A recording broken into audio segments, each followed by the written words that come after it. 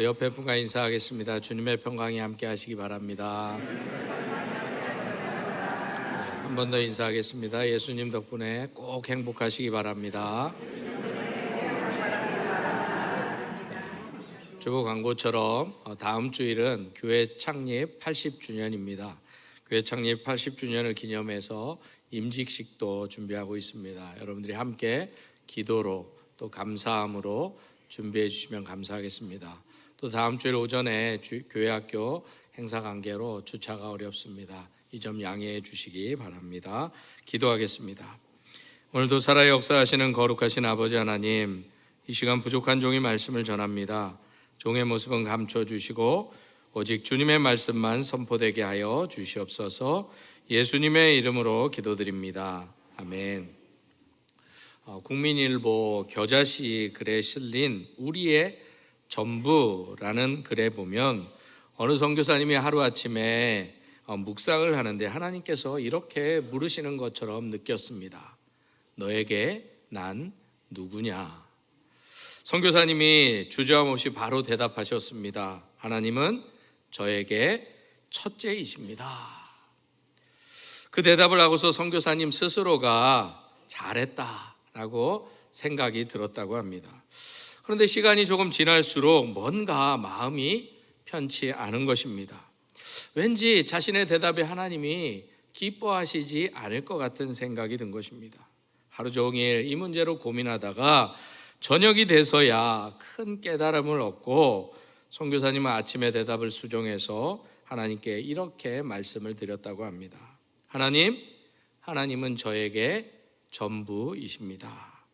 그제서야 선교사님의 마음이 편안함을 찾았다고 합니다. 사랑하는 성도 여러분, 예배하는 여러분들은 어떠십니까? 여러분들은 하나님이 여러분들의 첫 번째이십니까? 아니면 전부이십니까? 그런데 중요한 것은 이 선교사님의 고백처럼 하나님은 우리에게 첫째가 아니십니다. 왜냐하면 첫째라면 둘째도 있고 셋째도 있기 때문입니다. 사실 이스라엘 백성들이 하나님이 첫 번째가 아니어서 우상을 숭배했던 것이 아니었습니다. 그들에게는 하나님은 첫 번째였지만 하나님 아닌 두 번째, 세 번째가 그들에게 있었기에 우상을 숭배했던 것입니다. 따라서 우리는 이 선교사님의 고백처럼 하나님은 우리의 전부이신지를 늘 점검하는 믿음의 삶을 살아야 됩니다. 오늘 본문의 말씀은 이스라엘 백성들 중에 그리고 이들에게 가장 중요한 신앙의 고백 중 한 말씀입니다. 특별히 4절 말씀, 이스라엘아 들으라, 쉐마 이스라엘, 이 말씀은 우리가 너무나 잘 알고 있는 말씀입니다. 그리고 쉐마는 우리가 들으라라는 것으로 알고 있습니다. 그래서 유대인들에게 있어서 이 말씀은 단순한 성경 구절이 아닙니다. 유대인들은 바로 이 말씀을 자신들의 신앙의 중심으로 삼았고 자녀들에게 가르쳤고 매일매일 삶 속에서 이 말씀을 기억하며 살아갔습니다. 그러기에 쉐마 이스라엘, 이 말씀은 과거 이스라엘 백성들에게만 주신 말씀이 아니라 오늘을 사랑하는 하나님을 믿는 우리에게도 주시는 말씀이다라는 것입니다. 그런데 우리는 일상에서 참 많은 소리를 들으면서 살아가는 것 같습니다. 세상의 소리도, 사람의 평가도, 뉴스와 정보도 많은 다양한 소리들을 듣습니다. 또 염려와 불안의 소리도 있습니다. 때로는 내 자신의 욕심의 소리도, 두려움의 소리도, 내 마음의 상처의 소리도 듣고 살아갑니다. 그런데 그 많은 소리들 가운데 하나님께서는 정말 우리가 들어야 될 소리가 있다라고 말씀합니다. 그것이 바로 하나님의 말씀이다라는 것입니다. 왜냐하면 믿음은, 신앙은 말하는 것에서부터 시작되는 것이 아니라 듣는 것에서부터 시작되기 때문입니다. 그래서 예수를 처음 믿을 때는 몰라도 예수를 정말 진실되게 믿는 그 순간부터는 내가 원하는 것을 하나님 앞에 말씀드리기 전에, 요구하기 전에 하나님께서 내게 무엇을 원하는지, 무엇을 말씀하시는지가 우리에게 먼저가 되어야 된다라는 것입니다. 따라서 오늘 이 시간에는 하나님께서 이스라엘 백성들에게 들으라 이 하신 말씀의 의미가 무엇이고 또 오늘을 살아가는 우리들이 하나님 말씀 앞에서 어떻게 살아가야 되는지에 대해서 잠시 은혜를 나누고자 합니다. 첫째로 우리가 하나님의 백성이라면 먼저 하나님의 말씀을 들어야만 합니다. 사실 신명기 6장의 이 말씀은 이스라엘 백성들이 가나안 땅에 들어가기 직전에 주신 말씀입니다. 모세는 광야 40년을 보내고 나서 이제 약속의 땅에 들어갈 것을 앞에 둔 이스라엘 백성들에게 그래서 다시 이렇게 하나님의 말씀을 가르치기 시작합니다. 그래서 오늘 본문은 이렇게 시작합니다. 함께 읽겠습니다. 이는 곧 너희의 하나님 여호와께서 너희에게 가르치라고 명하신 명령과 규례와 법도라. 너희가 건너가서 차지할 땅에서 행할 것이니. 이스라엘 백성들은 이제 새로운 땅에 들어가게 되었습니다. 이제 광야 생활이 드디어 끝나고 정착의 삶이 시작되는 것입니다. 그래서 이제 더 이상 이동하지 않아도 되고 멈춰서서 집을 짓고 농사를 짓고 가정을 이루고 사회를 이루게 될 것이다 라는 것입니다. 그런데 하나님께서는 오늘 본문에 보면 광야 생활을 끝나고 정착 생활을 시작했던 이 이스라엘 백성들에게 그 땅에 정착하는 방법, 농사법이나 아니면 그 땅에 이미 있는 이방인들과의 전쟁에서 이기는 승리의 기술을 먼저 가르쳐 주신 것이 아닙니다. 그들에게 먼저 하나님의 말씀을 가르쳐 주셨습니다. 왜 그렇게 하셨다고 생각하십니까? 그것은 바로 하나님의 백성에게 가장 중요한 것은 환경이 아니라 하나님의 백성답게 살아갈 기준이 무엇이냐가 중요했기 때문입니다. 좋은 땅에 들어간다고 저절로 좋은 백성이 되는 것이 아니듯 풍요로운 땅에서 오히려 저절로 하나님을 잘 섬기는 것이 아님을 그들은 그동안 쭉 살아옴을 통해서 깨달았던 것입니다. 오히려 풍요로움 속에서 그들은 더 하나님을 잊어버리고 살 때가 많았음을 누구보다도 잘 알고 있었습니다. 그래서 이스라엘 백성들은 광야에서부터 날마다 하나님을 바라보아야만 살 수 있었습니다. 만나가 내려야 살 수 있었고 구름 기둥과 불 기둥이 인도해야만 갈 수가 있었습니다. 그런데 문제는 가나안 땅에 들어가면 그들의 상황이 달라진다라는 것입니다. 바로 그들이 정착하여 살 가나안 땅은 광야와는 달리 집을 지을 수도 있고 밭이 생길 수도 있고 그들의 소유가 생기게 된다라는 것입니다. 그러다 보니까 백성들의 생각도 달라질 수가 있는데 이제 내가 노력하면 좀 안정되게 살 수 있겠구나. 내 힘으로도 살 수 있겠구나. 심지어 하나님이 때때로 없이도 살 수 있겠구나 하는 생각이 들 수 있었다라는 것입니다. 그래서 이것을 누구보다도 잘 알고 계셨던 하나님께서 이 약속의 땅 가나안 땅에 들어가는 이스라엘 백성들에게 먼저 쉐마 이스라엘 백성들아 들으라 라고 말씀하신 것입니다. 그런데 여기서 듣는다는 것은 단순히 귀로 소리를 듣는 것만을 뜻하는 말이 아닙니다. 왜냐하면 성경은 듣는다는 것을 순종까지 요구하기 때문입니다. 그래서 우리가 하나님의 말씀을 들었다는 것은 그 말씀을 내 삶의 기준으로 삼고 그렇게 살아내는 것, 그것을 들었다고 하는 것입니다. 그러기에 우리가 하나님의 말씀을 들었음에도 불구하고 따르지 못하고 행하지 못하면 그것은 온전히 들은 것이 아니다라는 것입니다. 오늘도 우리는 예배 때 말씀을 듣습니다. 설교를 듣고 성경을 읽고 찬양을 부릅니다. 그런데 더 중요한 것은 이것을 통해서 우리가 은혜 받은 것이 중요한 것이 아니라 나는 정말 듣고 있는가, 이것이 중요하다라는 것입니다. 나는 말씀을 단순히 좋은 교훈 또는 정보처럼 듣고 끝내고 있지는 않은지, 나는 내 생각 같은 내가 동의할 수 있는 말씀은 받아들이지만 나를 불편하게 하는 말씀은 밀어내고 있지 않는지를 돌아보아야 된다라는 것입니다. 왜냐하면 중요한 것은 하나님의 백성들은 먼저 하나님의 요구처럼 듣는 사람들이기 때문입니다. 그래서 내 판단보다는 하나님의 말씀을 앞세우는 사람이 하나님을 믿는 하나님의 백성이다라는 것입니다. 내 감정보다 하나님의 뜻을 더 무겁게 여기는 사람, 그래서 세상의 흐름보다는 하나님의 말씀을 더 신뢰하는 사람이 하나님의 백성, 하나님을 믿는 사람이다라는 것입니다. 예를 들어 사도행전 2장 37절과 42절 말씀에 보면 베드로의 설교를 듣고 많은 사람들이 마음의 찔림을 경험합니다. 그리고 마음의 불편함을 경험하고 나서 회개하고 세례를 받고 말씀대로 행하는 삶을 살아냅니다. 반면에 사도행전 7장 54절과 60절에 보면 스데반의 설교를 들은 이들이 똑같이 마음에 찔렸지만 이를 갈고 돌로 쳐 죽이려고 했고 결국은 죽이게 됩니다.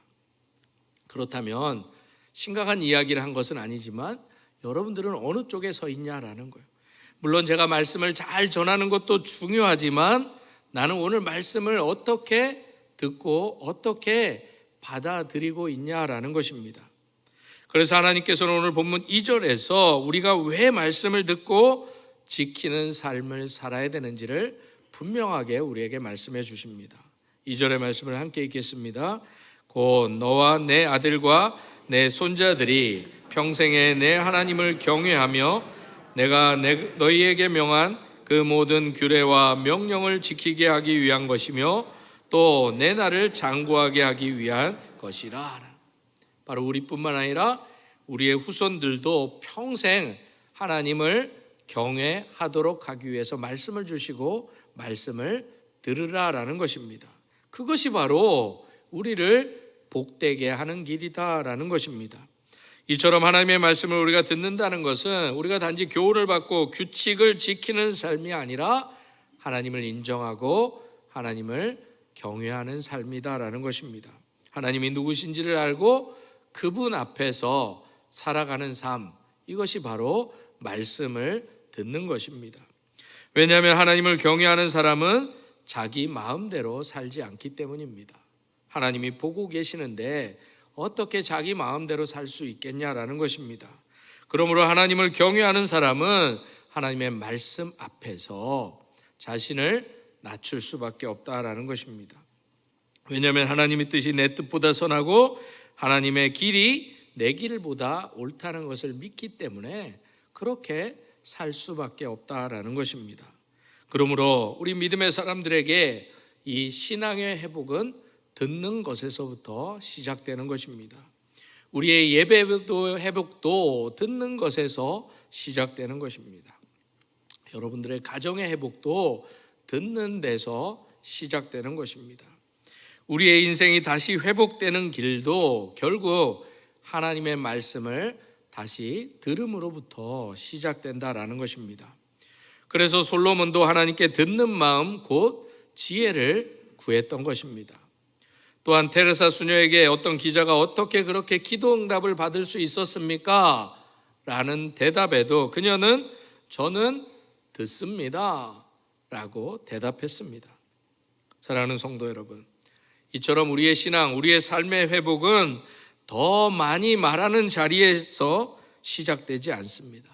하나님 앞에서, 그분 앞에 서서, 그분 앞에 앉아서 다시 그분의 음성을 듣는 데서부터 시작되는 것입니다.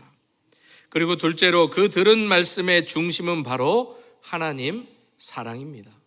우리가 들어야 될 말씀이 바로 이 말씀입니다. 하나님 사랑. 오늘 본문 4절과 5절입니다. 함께 읽겠습니다. 이스라엘아 들으라. 우리 하나님 여호와는 오직 유일한 여호와이시니 너는 마음을 다하고 뜻을 다하고 힘을 다하여 내 하나님 여호와를 사랑하라. 이 말씀이 바로 이스라엘 백성이 오늘을 살아가는 우리가 들어야 될 말씀, 바로 신앙의 중심이자 핵심이다라는 것입니다. 왜냐하면 이 말씀처럼 이스라엘 백성들 그리고 우리가 믿는 하나님은 많은 신들 중에 한 분이 아니라 이스라엘을 애굽에서 건져내시고 광야에서 먹이고 입히시고 또한 약속의 땅을 끝까지 들어가도록 인도하실 오직 유일하신 여호와 하나님이시기 때문이다라는 것입니다. 그래서 하나님은 이스라엘 백성들에게 단순히 믿으라 종교적 행위를 요구한 것이 아니라 내 하나님 여호와를 사랑하라, 이 말씀을 듣고 행하라라는 것입니다. 이것이 중요하기 때문입니다. 왜냐하면 하나님은 우리를 억지로 예배하는 자리로 끌어오셔서 예배 받기를 원하지 않기 때문입니다. 마음 없이 형식만 지키는 것을 기쁘게 받지 아니하시고 하나님은 정말 우리의 마음을 원한다라고 말씀합니다. 사실 우리도 사랑하는 사람의 말을 쉽게 흘려 듣지 않지 않습니까? 사랑하면 관심을 갖고, 사랑하면 기억하고, 사랑하면 기쁘게 따르고 싶어진다라는 것입니다. 하나님의 사랑도 이와 마찬가지다라는 거예요. 우리가 하나님의 기준까지는 되지 못하더라도 우리가 인간을 사랑할 때도 그렇게까지 사랑하는데, 하나님을 사랑한다면서 우리 하나님의 말씀에 얼마나 귀 기울이냐라는 것입니다. 우리가 만약 하나님을 사랑한다면 하나님의 말씀을 가볍게 여길 수 없습니다. 하나님을 우리가 사랑한다면 내 삶의 선택 속에서 늘 우리는 하나님을 생각할 수밖에 없습니다. 하나님을 사랑한다면 하나님께서 기뻐하시는 길을 가고 싶어진다라는 것입니다. 그래서 오늘 보면 4, 5절의 말씀은 우리가 하나님을 어떻게 사랑해야 되는지, 그 사랑의 3가지 방법을 우리에게 말씀해 줍니다. 그것은 첫째로 마음을 다하고, 둘째로 뜻을 다하고, 셋째로 힘을 다하여 사랑하라 라는 것입니다. 그런데 우리가 마음을 다하고, 뜻을 다하고, 힘을 다하여, 이 말씀 잘 아는 말씀인데 오늘은 좀 더 구체적으로 깨달으시면 좋을 것 같습니다. 첫 번째 말씀하고 있는 이 마음이라는 단어는 히브리 말로 레바브입니다. 사람의 가장 깊고 중요한 부분을 말하는데 놀랍게 심장이라는 뜻이 있습니다. 그래서 마음을 다하고 라는 말씀을 직역하면 심장은 곧 생명이니까 너희는 생명을 다하여 하나님을 사랑하라 라는 말씀입니다. 두 번째 말씀하고 있는 뜻이라는 단어도 히브리어로 네피시라는 단어입니다. 이 말은 뜻과 의지라는 의미가 담기긴 하지만 실상은 여기 있는 이 목이라는 의미가 더 강합니다. 그런데 우리가 목을 통하여 숨을 쉬고 있기에 이 말씀을 좀 더 실감 있게 표현하면 앞에서는 생명을 다하라고 했으면 똑같은 말일 수 있는데 이 말씀은 목숨을 다하여 하나님을 사랑하라라는 것입니다. 마지막으로 하나님을 사랑하는 3번째, 이 힘이라는 단어는 히브리어로 메오드라는 단어인데 열렬함, 심히, 대단함이라는 뜻이 있습니다. 영어로 말하면 very best예요. 한 사람이 낼 수 있는 최대한의 힘을 말하는 것입니다. 다시 말해서 힘을 다하여라는 표현은 최선을 다해서 힘을 다하여 하나님을 사랑하라. 내가 할 수 있는 모든 것을 동원해서 하나님을 사랑하라라는 말씀입니다. 그렇다면 여러분들은 어떠십니까? 오늘 제가 임마누엘 찬양대 가서도 마음과 뜻과 정성을 다해서 올려드리는 찬양이라는데 이 말은 다 바꿔오면 생명을 걸고 찬양하라는 거예요. 생명을 걸고 찬양하라는 거예요. 그렇다면 여러분들은 하나님을 어떻게 사랑하고 계십니까? 따라서 마음을 다하고 뜻을 다하고 힘을 다하여라는 이 말씀은 우리의 일부만 드리라는 것이 아닙니다.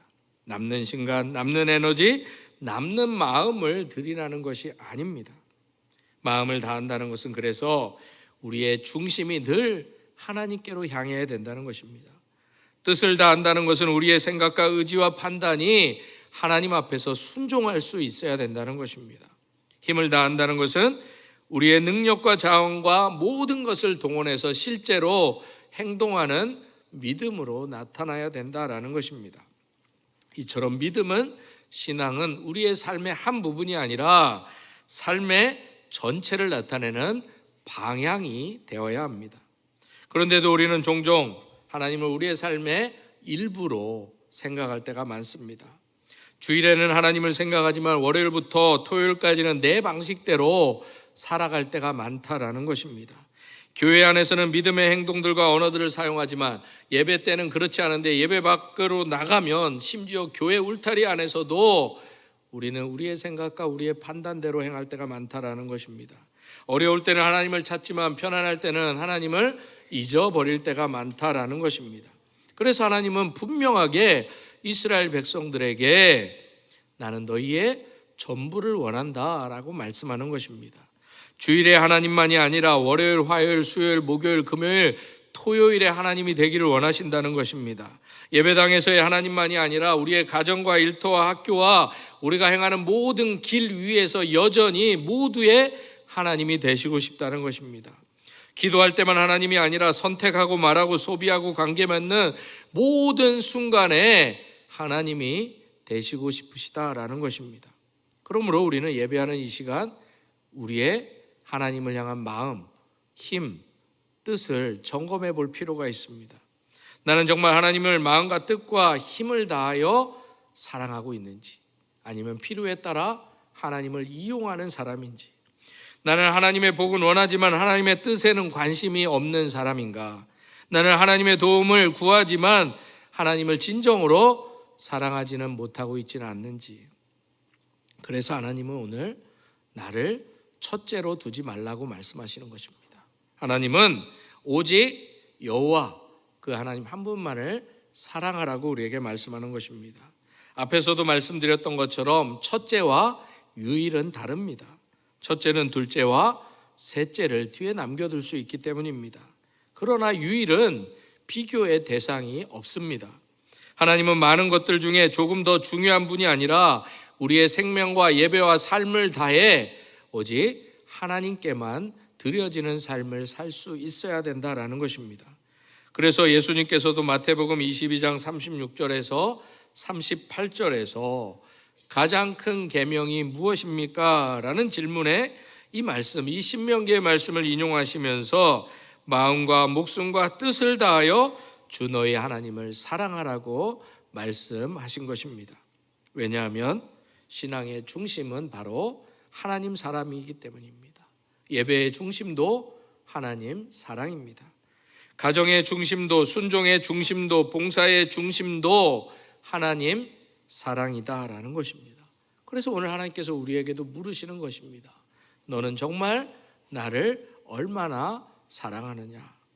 이 시간 우리의 대답이 입술에만 머물지 않고 진정으로 마음을 다하고 뜻을 다하고 힘을 다하여 하나님을 사랑하기로 선택하는, 결단하는 여러분들이 되시기를 바랍니다.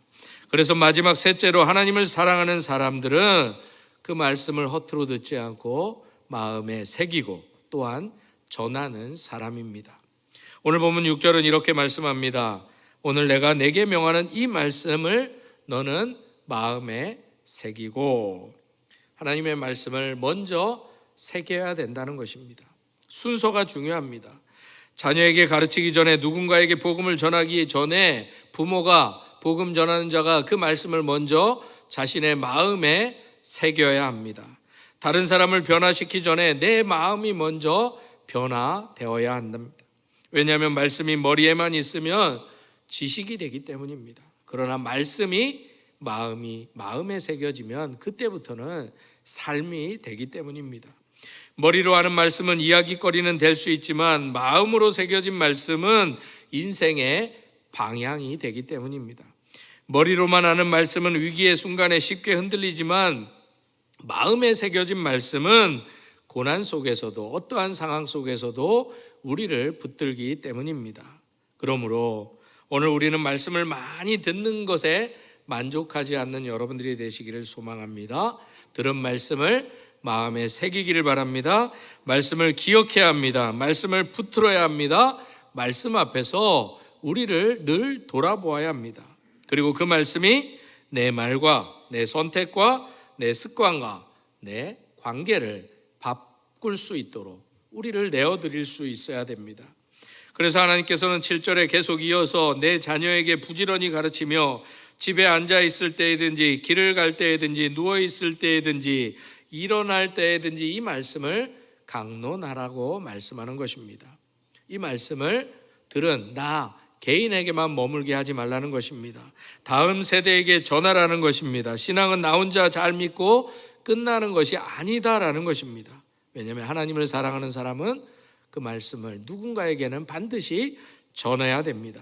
하나님의 말씀을 마음에 새긴 사람들은 그 말씀을 누군가, 특별히 우리의 자녀들에게 전해줄 수 있어야 합니다. 따라서 여기서 중요한 것은 먼저 부모된 우리들, 어른된 우리 어른 세대가 말씀을 먼저 우리가 새겨야 됩니다. 자녀에게 가르치기 전에 부모가 먼저 하나님을 사랑해야 된다는 것입니다. 다음 세대, 우리 자녀들의 세대에게 예배를 말하기 전에 어른 세대인 부모의 세대들이 먼저 예배를 소중하게 여겨야 됩니다. 자녀에게 기도를 가르치기 전에 부모가 먼저 기도의 자리에 늘 있어야 됩니다. 자녀에게 말씀을 읽으라고 말하기 전에 부모가 먼저 말씀 앞에 늘 서야 됩니다. 왜냐하면 우리 아이들, 우리의 자녀들은 우리의 말만 듣고 자라지 않기 때문입니다. 우리의 삶을 보고 자랍니다. 그들은 눈으로 똑똑히 봅니다. 우리가 우리가 무엇을 가장 소중하게 생각하는지, 무엇을 두려워하는지, 무엇을 사랑하는지 자녀들은 분명히 보게 됩니다. 아무리 우리가 하나님이 소중하다, 하나님이 중요하다 말해도 실제 자녀들의 삶에서 공부가, 성적이 하나님보다 더 중요하게 느끼게 되면, 또 돈이 하나님보다 더 중요하고 성경이 하나님보다 더 중요하게 되면 우리의 자녀들은 그것을 배우게 된다라는 것입니다. 반대로 부모가 부족하고 연약해도 하나님 말씀 앞에, 하나님 앞에 무릎 꿇으면 아이들은 그런 하나님을 기억합니다. 그러므로 가정은 작은 교회가 돼야 됩니다. 우리의 식탁은 작은 강단이 될 수 있어야 됩니다. 우리의 잠자리는 기도처가 될 수 있어야 됩니다. 우리의 가정이 완벽해서가 아니라 우리의 가정은 말씀을 붙드는 곳이 되어야 되기 때문입니다. 그래서 7절 말씀에서 집에 앉았을 때든지 길을 갈 때든지 누워 있을 때든지 일어날 때든지 가르치라고 말씀하는 것입니다. 바로 삶 전체가 말씀을 배우는 자리가 되게 하라라는 뜻입니다. 밥을 먹을 때도, 길을 걸 때에도, 하루를 마무리할 때도, 하루를 시작할 때도 하나님을 말할 수 있어야 된다라는 것입니다. 그래서 우리의 자녀가 두려워할 때 하나님께 기도하자라고 말할 수 있어야 됩니다. 자녀가 실패를 경험할 때 그래도 하나님은 너를 여전히 사랑한다라고 말할 수 있어야 됩니다. 자녀들의 선택 앞에서 하나님께서 기뻐하시는 길이 무엇일까? 우리 한번 기도해보자, 고민해보자 말할 수 있어야 됩니다. 자녀들의 가치관과 모든 것들이 흔들릴 때 우리는 하나님을 사랑하는 사람이다, 하나님을 의지하는 사람이다, 분명히 말할 수 있어야 합니다. 이를 위해서 하나님께서는 오늘 본문 8절과 9절에서 이렇게 말씀합니다. 함께 읽겠습니다. 너는 또 그것을 내 손목에 메어 기호를 삼으며 내 미간에 붙여 표로 삼고 또 내 집 문설주와 바깥문에 기록할지니라. 계속해서 하나님의 말씀을 우리의 삶의 전 영역에 두라는 것입니다. 여기서 그래서 손목은 우리의 행동을 상징합니다. 미간은 우리의 생각과 시선을 상징합니다. 문설주와 바깥문은 우리의 가정과 일상의 모든 출입을 상징합니다. 다시 말하면 하나님의 말씀이 우리의 행동을 다스리라는 것입니다. 하나님의 말씀이 우리의 생각을 다스리고 우리의 가정을 다스리고 우리의 삶의 출입을 다스리게 하라는 말씀입니다. 그러므로 여러분들의 손에 말씀이 있어야 합니다. 그래서 먼저 말씀이 우리의 행동을 붙들 수 있어야 합니다. 우리의 눈앞에 먼저 말씀이 있어야 됩니다. 그래서 말씀이 우리의 생각과 시선을 붙들어야 됩니다. 우리 집 문 앞에 먼저 말씀이 있어야 됩니다. 그래서 우리의 가정의 분위기와 기준이 말씀이 되어야 합니다. 그렇다면 여러분들의 손에 지금 무엇이 있습니까? 여러분들의 눈에 무엇이 보입니까? 여러분들의 가정 문설주에는 무엇을 기록하고 있습니까? 여러분들의 가정의 분위기는 무엇이 세워지고 있습니까? 우리의 자녀들의 마음에는 무엇이 담겨지고 있냐라는 것입니다. 우리의 자녀들에게 좋은 학교, 좋은 직장, 좋은 조건을 남겨주는 것도 물론 대단히 중요한 일입니다. 그러나 그보다 더 중요한 유산이 있다는 것입니다. 하나님을 사랑하는 믿음입니다. 하나님의 말씀에 순종하는 삶이고 세상이 아무리 이 믿음의 유산을 가볍게 여기지만 하나님의 백성된 우리는 이것보다 귀한 유산이 없음을 우리 자녀들에게 보여주어야 합니다. 기억하시기 바랍니다. 주 예수보다 귀한 것은 없다고 찬양은 하면서도 삶을 그렇게 살아내지 못한다면 죄송하지만 그것은 거짓 고백입니다. 따라서 우리가 다음 세대에게 남겨줄 가장 중요한 것은 하나님을 사랑하라는 삶이고 말이고 유산입니다. 자녀가 공부를 잘하는 것도 감사한 일이고 좋은 직장에 들어가는 것도 감사한 일이고 세상에서 인정받는 것도 물론 좋고 감사한 일입니다. 그러나 하나님을 잃어버린 성공은 영혼을 끝까지 살릴 수는 없습니다. 하나님을 사랑하는 믿음이 있다면 그 인생은 어떠한 삶의 자리에 있더라도 반드시 무너지지 않습니다. 그러므로 오늘 본문의 말씀은 단순히 좋은 교훈의 말씀이 아니라 하나님의 백성이 어떻게 살아가야 되는지를 우리에게 분명히 보여주는 말씀입니다. 그러므로 우리 모두가 이렇게 결단하기를 원합니다. 저를 따라해 주시기 바랍니다. 하나님, 제가 먼저 잘 듣겠습니다. 하나님, 제가 먼저 하나님을 사랑하겠습니다. 하나님, 제가 먼저 말씀을 마음에 새기겠습니다. 하나님, 제가 말씀을 우리의 자녀와 다음 세대에게 부지런히 전하겠습니다. 우리가 이렇게 결단하며 하나님의 말씀을 다시 먼저 붙들 수만 있다면 우리의 신앙은 온전히 회복될 것입니다. 우리의 가정도 회복될 것이고 우리의 자녀들이 믿음 안에서 온전히 세워지게 될 것입니다. 우리 교회가 무엇보다도 다음 세대를 살리고 세우는 교회가 될 것입니다.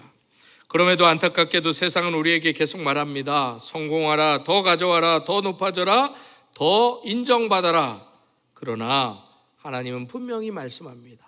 쉐마 이스라엘, 이스라엘아 들으라. 하나님 사랑하라. 왜냐하면 하나님을 사랑하는 것이 유일한 생명의 길입니다. 하나님의 말씀을 듣는 것이 가장 복된 일이고 하나님의 말씀을 마음에 새기고 자녀에게 전하는 것이 우리의 가정과 우리의 다음 세대를 살리는 유일한 길입니다. 그러기에 바라기는 오늘 우리의 귀가 다시 하나님의 말씀으로 온전히 향하기를 소망합니다. 우리의 마음이 다시 하나님 사랑으로 뜨거워지기를 바랍니다.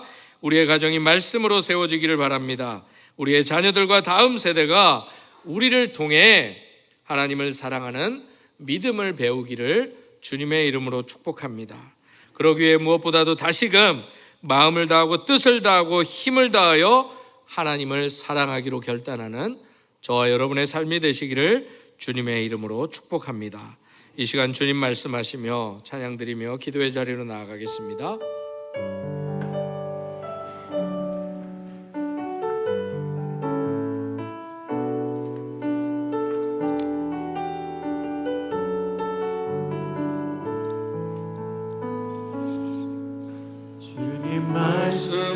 말씀하시며 내가 나가리라.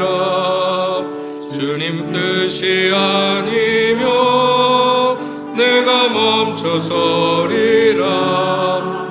나의 가고 서는 것 주님 뜻에 있으니 오 주님 나를 붙드소서. 주님 말씀하시면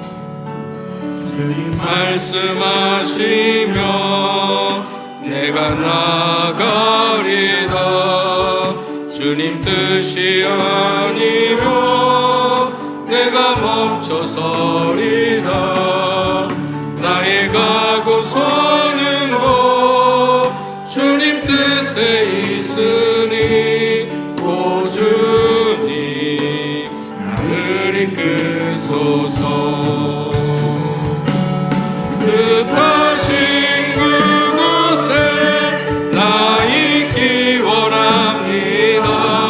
이끄시는 대로 순종하며 살리니 연약한 내 영혼 동하여 일하소서. 주님 나라와 그 뜻을 위하여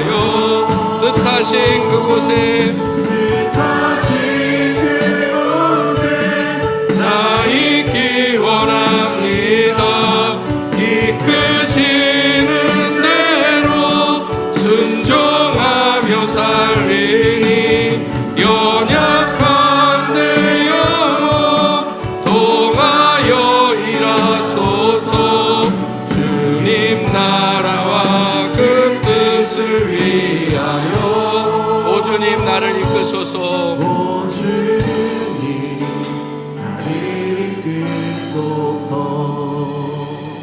우리 이 시간 이렇게 결단함으로 기도하기로 합니다. 하나님, 우리가 다시금 하나님의 말씀을 듣는 성도가 되게 하여 주시옵소서. 그래야 마음과 뜻과 힘을 다하여 하나님을 사랑하게 하여 주시옵소서. 무엇보다도 하나님이 주신 우리에게 주신 말씀을 마음에 새기고 우리의 다음 세대에게 전하는 자가 되게 해달라고 이 시간 주님의 이름 한번 부르고 통성으로 기도하겠습니다. 주여, 아버지 하나님, 이 시간 간절히 원합니다. 이스라엘아 들으라 하시는 주님의 음성을 이 시간 우리도 듣기를 원합니다. 우리는 그동안 많은 소리를 들으며 살아왔습니다. 세상의 평가를 듣고 염려와 두려움의 소리를 듣고 내 욕심과 감정의 소리를 따라갈 때가 많았습니다.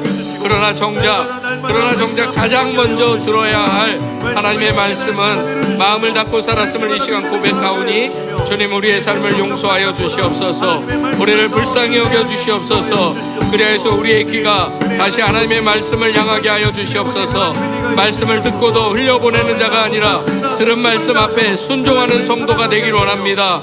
하나님의 뜻이 내 뜻보다 선하고 하나님의 길이 내 길보다 옳다는 믿음으로 말씀 앞에 온전히 서는 우리 모두가 되게 하여 주시옵소서. 주님은 우리의 첫째가 아니라 우리의 전부이심을 당당히 고백하는 삶을 살게 하여 주시옵소서. 주님을 여러 중요한 것들 중에 하나로 여겼던 나의 삶을 회개하오니 주님, 우리의 생명과 예배와 사랑을 받으시기에 합당하신 유일한 하나님으로 고백하는 삶을 살아낼 수 있도록 주님, 우리 가운데 함께하여 주시옵소서. 다시금 우리가 마음을 다하고 뜻을 다하고 힘을 다하여 주를 사랑하는 복된 성도들의 삶을 살기를 원합니다. 우리의 생각과 감정과 의지와 우리의 시간과 물질과 재능과 우리의 가정과 일상과 모든 선택이 하나님께 드려지는 삶을 살아갈 수 있도록 주님, 이 시간 주의 말씀이 우리 안에 새겨지기를 원합니다. 말씀이 단지 지식으로만 남지 않게 하여 주시고 우리의 삶을 바꾸는 능력이 될 수 있도록 주의 말씀을 우리에게 새겨주시옵소서. 우리가 이 시간 결단합니다. 하나님, 내가 먼저 하나님의 말씀을 듣겠습니다. 하나님을 우리의 전부로 사랑하겠습니다. 말씀을 마음에 새기고 분명하게 우리의 다음 세대에게 전하고 우리의 삶으로 보여주는 삶을 살겠습니다. 이 믿음의 결단이 입술로만의 결단이 아니라 삶으로 보여주는 결단이 될 수 있도록 주님, 우리와 함께하여 주시옵소서. 우리의 삶을 주장하여 주시옵소서. 우리의 믿음과 우리의 삶이 하나님의 말씀을 들음으로 하나님의 말씀을 붙잡음으로 회복되게 하여 주셔서 하나님, 우리의 가정도 살게 하여 주시옵소서. 우리의 가정도 회복시켜 주시옵소서. 우리의 가정이 믿음의 가정 되기를 원합니다.